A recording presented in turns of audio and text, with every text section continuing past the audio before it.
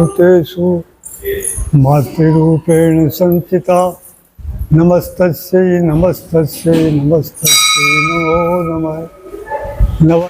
नमस्कार, मैं सुभाष सरदार और इस वक्त मैं महामाया मंदिर नवलगढ़ और यहाँ पर भादवे के महीने में जो मेला लगता है वो मेला चल रहा है। आज तीसरा दिन है और यहाँ पर भंडारा भी आयोजित है 3 दिवसीय, जिसमें तीसरा दिन आज भंडारे का अंतिम दिन है। चलिए आपको दिखाते हैं नवलगढ़ में महामाया मंदिर का विशालकाय मंदिर।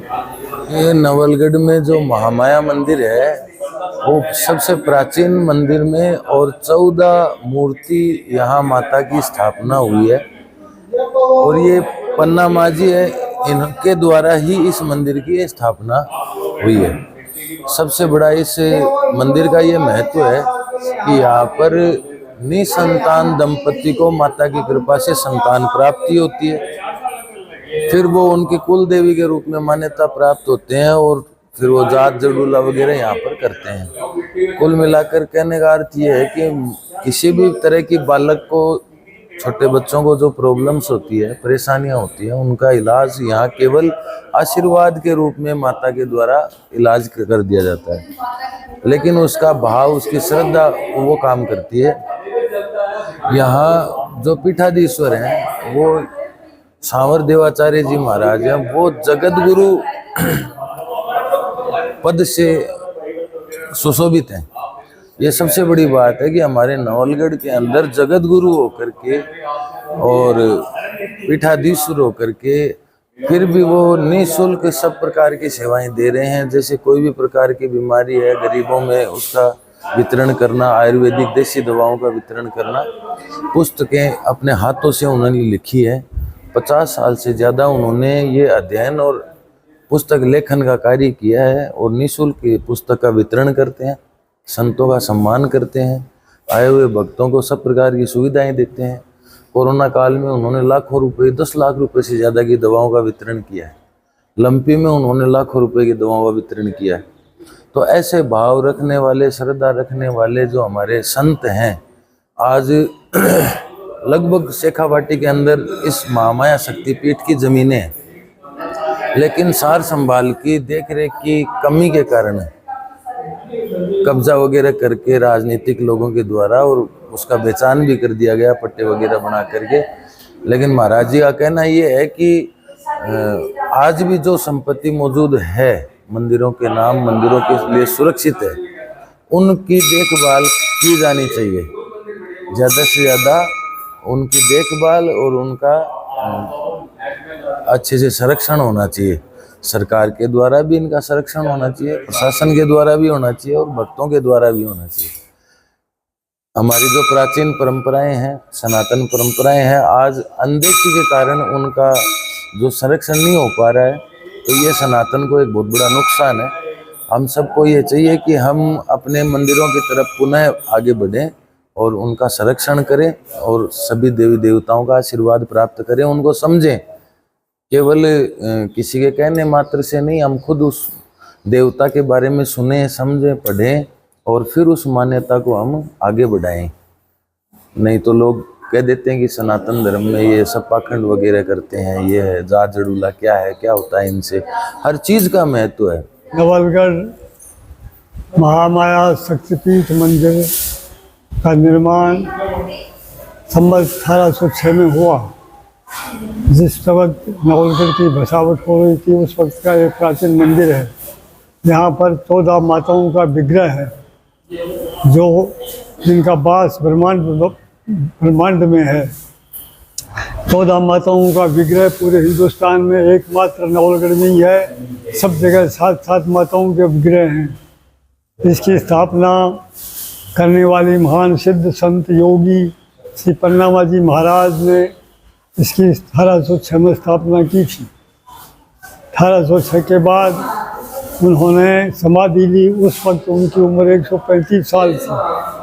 135 साल में उन्होंने जीवत समाधि ली, जो वर्तमान में महामाया मंदिर में शमशान में अवस्थित है। उनकी शिष्या राम सुखामा जी, जो शेखावत राव शेखा जी की तीसरी पीढ़ी में राव हुणत सिंह जी की पुत्री थी। उनका स्थान शाहपुरा में है, जहाँ पर आज राव राजेंद्र सिंह उनके राजा हैं और सांसद भी हैं। और इसके नीचे 40,000 बीघा जमीन राजा महाराजाओं के जुर्म में चढ़ाई गई थी। जो राजाओं की जो रिज्यूम हुई वो यहाँ के रिज्यूम हो गई। फिर भी इसके स्थान में अभी 200-400 बीघा ज़मीन है जो कास्ट में काम आती है। इसके नीचे 25 मंदिर थे, जिसमें एक नवलगढ़, 3 मंदिर मंडावा में भी महामाया मंदिर का विग्रह है, और 2 मंदिर हैं मार्केट में हैं। इसके अलावा तोलिया सर, जावड़ी धीर सिंह, कोलाड़ी,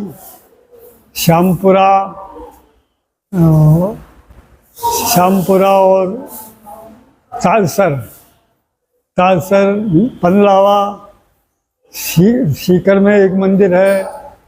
पनलावा के बाद में कोसानी, खिवासर, ऐसे करके 25 मंदिर इस मंदिर के नीचे थे जो पन्ना माझी के शिष्य चलाते थे। वो परंपरा आज तक कायम है।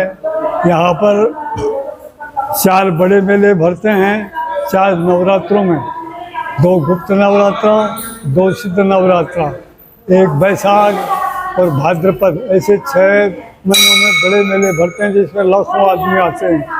बाकी यहाँ समस्त देश से जाल जरूर उतरने के लोग आते जाते रहते हैं। यदि यात्रियों की और मान्यता के हिसाब से देखें तो राजस्थान में सबसे ज़्यादा यात्री यहाँ आते हैं अपने बच्चों का जरूला करने। उसके बाद दर्शनार्थी कम आते, नहीं तो यहाँ आदमी समा भी नहीं सकते।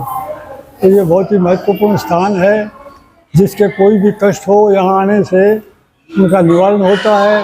यहाँ बांझ स्त्रियों को पुत्र दिया जाता है जो गारंटी से, यहाँ जो बांझ हैं वो आएंगी, उनको बच्चा मिलेगा, फिर उनका जरूला उतारेंगे, संस्कार करेंगे, वो उनकी कुलदेवी हो जाएगी।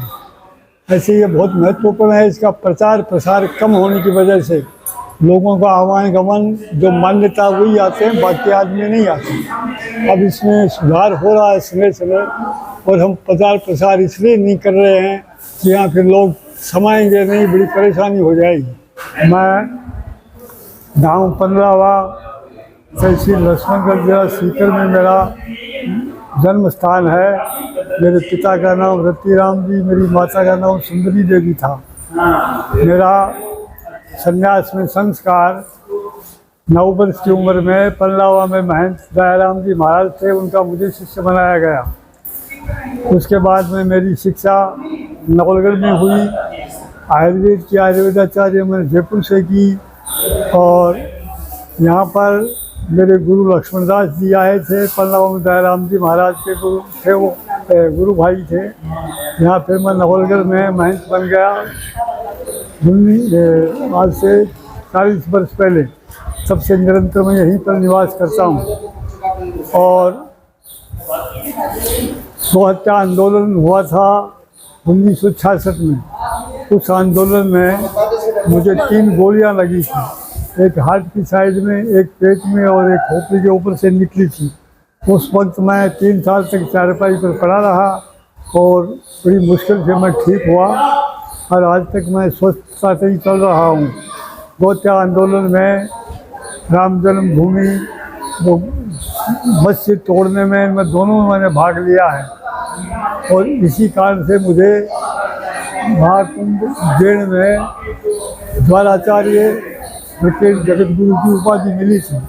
अब मेरा अखाड़ा सबको मुँह में लगता है, और यहाँ पर आयुर्वेद का उपचार होता है। उसको मैं लोगों को, बीमारों को देखता हूँ, उनकी सेवा करता हूँ, गरीबों को निःशुल्क दवा बांटता हूँ।